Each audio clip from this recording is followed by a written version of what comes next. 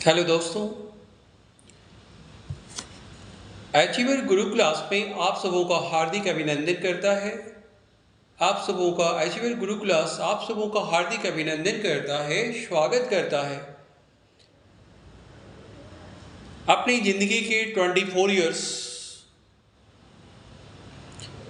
Teaching field में गुजारते हुए, विभिन्न कोचिंग संस्थानों में पढ़ाते हुए, अपनी खुद की इंस्टीट्यूट इस्टेब्लिश करते हुए, विभिन्न स्कूलों में पढ़ाने के पश्चात लगातार 24 इयर्स के बाद मैंने बहुत सारी चीज़ें अर्जित की है, बहुत कुछ जाना है और शिक्षा को यानी एजुकेशन को मैंने अपने जीवन का एक लक्ष्य बनाया है, ताकि देश में रहने वाले वो तमाम छात्र, चाहे वो मैथ में कमज़ोर हों, चाहे साइंस में कमज़ोर हों, चाहे फिजिक्स में कमज़ोर हो, चाहे केमिस्ट्री में कमज़ोर हों, उनको अपनी सेवाएं देकर, उनको अच्छी शिक्षा देकर, कॉन्सेप्ट को अच्छी तरह से क्लियर करते हुए बच्चों को ऐसा पढ़ाऊं ताकि उनके साइंस और मैथ्स के प्रति जो फोबिया है, जो डर है, जो उनके मार्क्स अच्छे नहीं आते, वो अच्छे तरह से आएँ, वो परीक्षा में अच्छे मार्क्स प्राप्त करें। तो चलिए सबसे पहले हम स्टार्ट करते हैं आज का टॉपिक क्लास 9 के विद्यार्थियों के लिए, क्लास 9 साइंस। ठीक है। इंडिया में रहने वाले ऑल स्टूडेंट्स, चाहे वो आईसीएसई बोर्ड से हों, चाहे वो सीबीएसई बोर्ड से हों, चाहे वो आईबी बोर्ड से हों, चाहे किसी अन्य बोर्ड के स्टूडेंट्स हों, चाहे वो इंडिया में रहते हों या कहीं भी रहते हों, ठीक है, उन सभी छात्रों के लिए एक चैप्टर है। चैप्टर का नाम है मोशन। क्या नाम है? मोशन, यानी गति। जो स्टूडेंट क्लास 8 में पढ़ते हैं ये उनके लिए भी है, जो स्टूडेंट क्लास 9 में पढ़ते हैं उनके लिए भी है, जो स्टूडेंट क्लास 10 में पढ़ते हैं उनके लिए भी है, जो स्टूडेंट क्लास 11 और 12 में भी है उनके भी हैं, जो कंपटीशन की तैयारी करते हैं उनके लिए भी, यानी हर कोई देख सकता है जिसे कॉन्सेप्ट की कोई प्रॉब्लम है। तो चलिए स्टार्ट करते हैं। फर्स्ट टॉपिक है what is motion. What is motion? My first topic is what is motion. दिख रहा आपको? What is motion?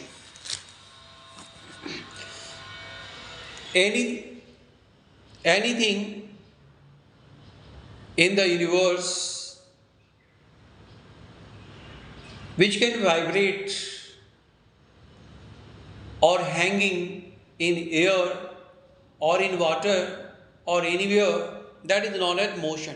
अर्थात दुनिया में जो भी चीज़ हिलती है, डुलती है, चाहे वो कहीं भी हिलती है, डुलती है, चाहे वो जिस कारण से भी हिलती है, डुलती है, उन सभी चीज़ों को कहते हैं हम मोशन। दैट मीन द गति, यानी हिलते हुए, डुलते हुए, चलते हुए, फिरते हुए जो भी चीज़ एक जगह से दूसरी जगह के डिस्टेंस कवर करती है, दूरी तय करती है, उसे क्या कहते हैं? मोशन। आई थिंक सबको समझ में आ गई होगी, है ना। सेकेंड टॉपिक है मोशन के ही पार्ट से। अब दूसरा टॉपिक है types of motion. Types of motion में there are two types of motion, speed and velocity. Speed and velocity. First of all we have to discuss what is the speed. तो जो लोग लिखना चाहें वो लिख भी सकते हैं, जो लोग सुनना चाहें वो सुन भी सकते हैं। मैं हिंदी और इंग्लिश दोनों में इस चीज को एक्सप्लेन कर दूंगा। तो व्हाट इज स्पीड? चलिए, the distance traveled by an object per unit time is called speed। फिर से एक बार बोल दूं, the distance traveled by an object per unit time is called speed। Speed equal to distance upon time। Distance upon time, its SI unit is meter per second। ठीक है।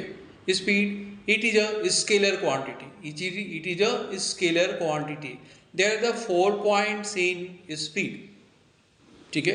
Now we have to discuss velocity। क्या होता है velocity? The distance traveled by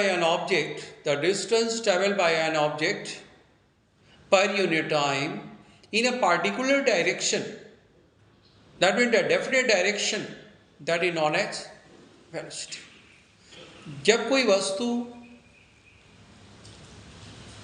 एक निश्चित समय में एक पार्टिकुलर दिशा में दूरी तय करती है तो उसे क्या कहते हैं? हम वेग कहते हैं। वेग, वेलोसिटी को हिंदी बोलते हैं वेग। वेलोसिटी का फॉर्मूला क्या होता है? Velocity equal to displacement upon time. क्या होता है? Displacement upon time. Its SI unit is metre per second only and it is a vector quantity. क्या होता है? It is a vector quantity. I think सब कोई समझ गए होंगे। Now our next topic is what is the acceleration. What is acceleration? Hindi बोलते हैं त्वरण क्या है? क्या बोलते हैं? त्वरण क्या है? हिंदी मीडियम के स्टूडेंट क्या पढ़ेंगे? त्वरण। चाहे स्टेट बोर्ड हो चाहे हिंदी मीडियम हो उसमें बोलते हैं त्वरण, और इंग्लिश में उसे क्या बोलते हैं? Acceleration. Listen, what is the acceleration? The distance नहीं सुनाई दे रही है क्या? फिर से बोलो। फिर से बोलता हूँ, ठीक है, नो प्रॉब्लम है। Okay. The distance travel by an object, the distance travel by an object per unit time in a particular direction with the help of external or internal force that is known as acceleration। क्या कहते हैं? Acceleration, that means the त्वरण। जब कोई पिंड एक जगह से दूसरी जगह दूरी तो तय करती है और एक पार्टिकुलर दिशा में भी दूरी तय करती है, लेकिन दूरी तय करने में कोई इंटरनल या एक्सटर्नल फोर्स उसके ऊपर अप्लाई होता है, दैट इज नॉन एज, उसे बोलते हैं acceleration. It is represented by small a equal to v minus u by t. क्या होता है formula? v minus u by t. Its SI unit is metre per second square. क्या होता? Metre per second square.